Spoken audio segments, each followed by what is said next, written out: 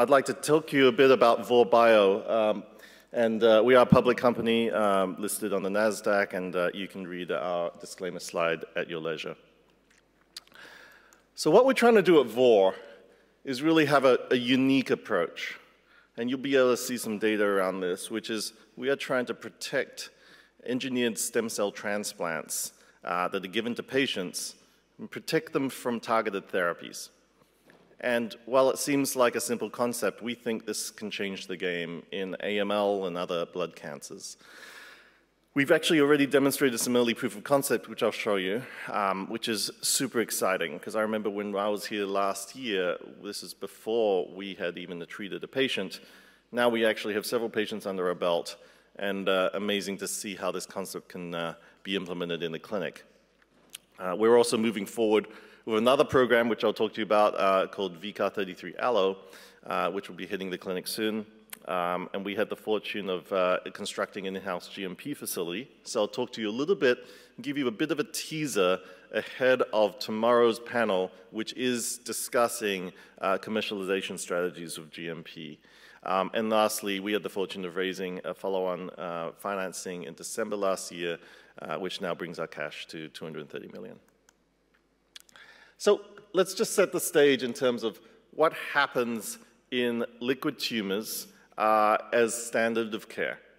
Now, in conditions like AML, you normally use chemotherapy as a backbone of therapy, which is absolutely true here, such that induction chemotherapy is really the mainstay. It's 7+3 chemotherapy is most often used here, very successfully, I might add, where up to 80+% of patients become responsive to therapy and potentially reach a pathologic CR, such that you can't see any AML blasts floating around in the periphery. And that's amazing.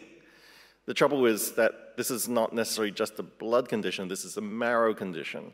And so you still have cancer in the marrow, which is where you undergo these additional processes. So consolidation therapy is different types of chemo to try to lessen the tumor burden and optimize outcomes post-transplant.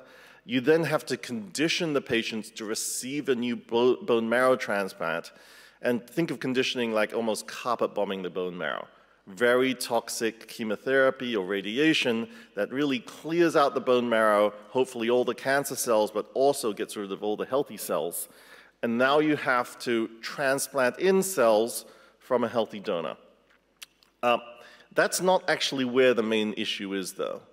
We've gone through all this process, multiple poisons to the patient, but the major issue is after the transplant. Because once you transplant the patient, now your standard of care is watchful waiting. You're literally just waiting for the cancer to return. And that's a big issue, particularly because in high-risk patients, which you see in the top two lines, their chance of relapse is very high. 60, 70%, and you can see the relapses happen very quickly. And so what are you doing for these patients in the interim? The answer is nothing. And that's a big issue. And one of the other issues is that when they do relapse, your 2-year survival is less than 20%. So is there something that you can do in this post-transplant period to try to keep the patients in remission? We think so, but the problem is that if you give anything to treat the cancer after the transplant, you end up killing healthy cells, and if you kill that new bone marrow that the patient just received, you've killed the patient. So that's the dilemma that we're facing, which is why we are doing what we're doing. So we have a fairly unique lens on how we think about different platform capabilities, which then translate into two programs which we'll talk about. So we think about target discovery, genome engineering tools, as well as cell biology in ways where we can edit particular targets without doing harm to the phenotype of these cells and generate protected engineered stem cell transplants. So these are stem cell transplants that now no longer express certain epitopes, which you can then target using targeted therapy like CAR-T, bispecific agents, or even ADC technologies. And so we have a CAR-T that's going into the clinic very soon called VCAR33 Allo, and we have data on our HSC. But just to maybe set the context as a helpful reference for our members, this is a little bit of our history as Vor. To be honest, the whole thing about Vor being the Norse goddess of knowledge is a little revisionist, but I'm going with it. But we've been able to accelerate pretty well from the time that I came in, which was at the middle of 2019. We were roughly 6 people at that point. We had the fortune of raising close to 150 million in private rounds.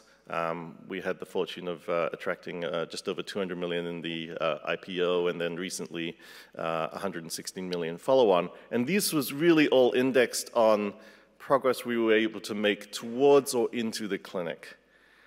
So we managed to enroll patients in the last 12 months, and we read out initial data in December with a follow-up in February, where we demonstrated some degree of proof of concept behind what we're trying to do. And I'll show you a little bit of that data now.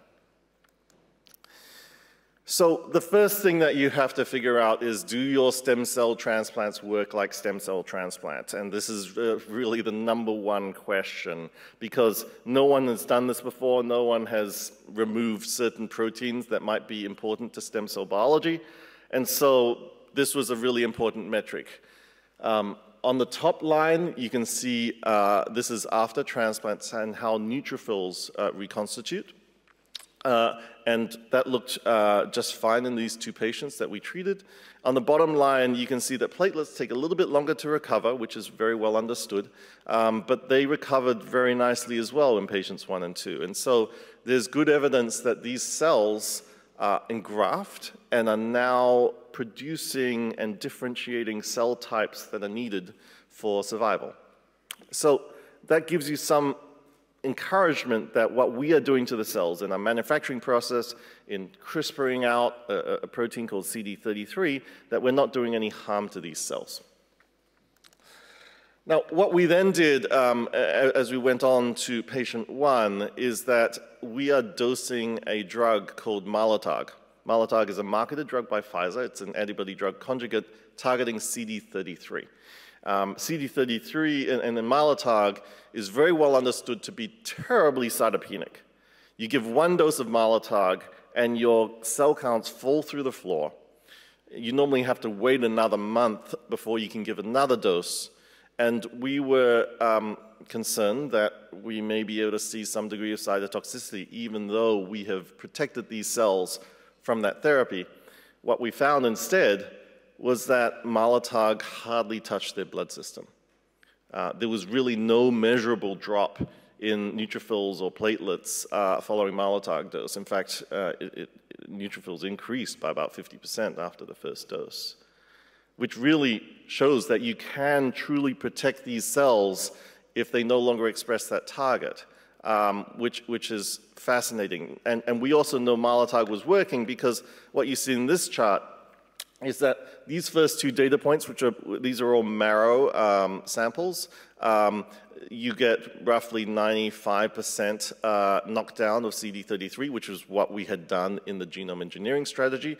Now, going to the day 100 endpoint, which was after the first Mylotarg dose, suddenly your populations get to almost 100%.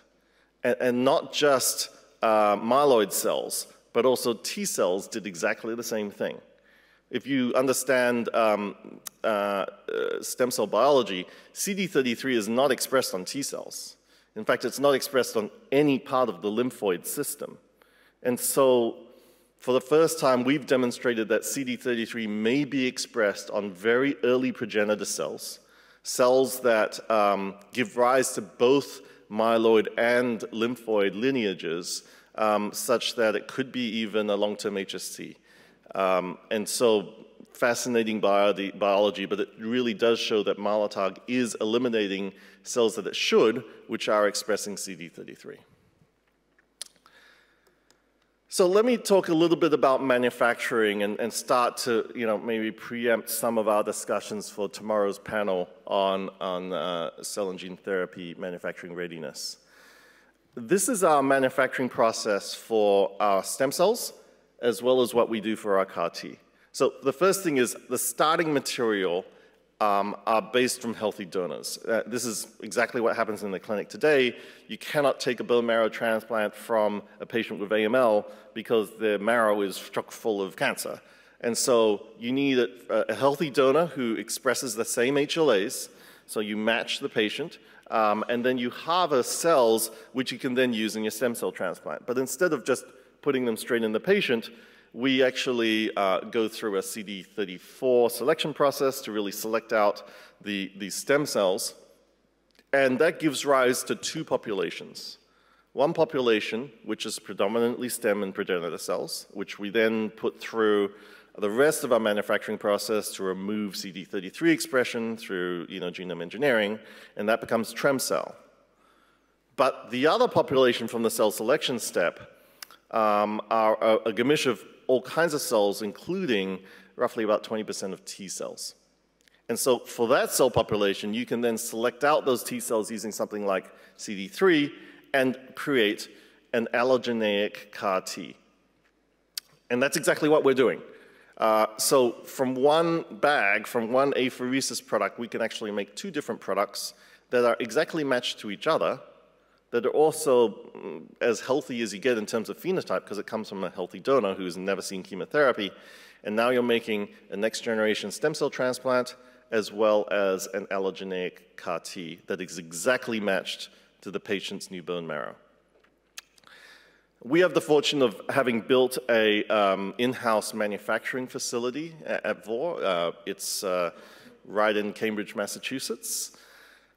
We also have a contract manufacturer who's attending this meeting today, and we are just so glad to have both. There are obviously pros and cons to each approach, and that we went in eyes wide open, and we believe that these strengths can be harnessed when you use both of them at the same time.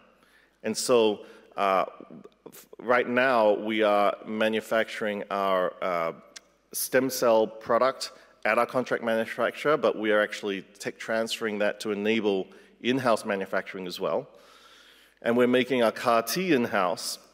And this is really the way we kind of think about discrete decisions based on maturity of the program as well as which program. And so, for instance, our contract manufacturer was able to really speed us to enable the IND as early as we could have in our history. Now, the CAR-T, we actually did all of that in-house. So we have process development literally sitting on the same floor as our GMP facility. And so we were able to tech transfer that very efficiently, where we plan to launch our first CAR-T from that facility. But then, as we're moving forward, we need to think about how we strategically use contract resources to more efficiently and safely produce high-quality material as we head into phase 3 and commercialization. And so I'll invite you to contribute to our discussion tomorrow as we're thinking about these issues strategically. So just in summary, Vor Bio, we are a cell and gene therapy company. We're trying to cure cancer. We're kind of trying to do this in a little bit of a different way compared to other approaches where we can fundamentally change the equation for patients after they receive a stem cell transplant. It's great that we have incredibly brave patients and investigators who were on the forefront to help us generate this initial proof of concept that I was very proud to show you today. As we look forward to this year, we'll have additional data from our phase 1 reading out over time. We'll also have our CAR-T going into the clinic quite soon. And we'll be building out capabilities within our in-house manufacturing system. And with that, I will be available at the back of the room for any questions, but thank you very much for your time.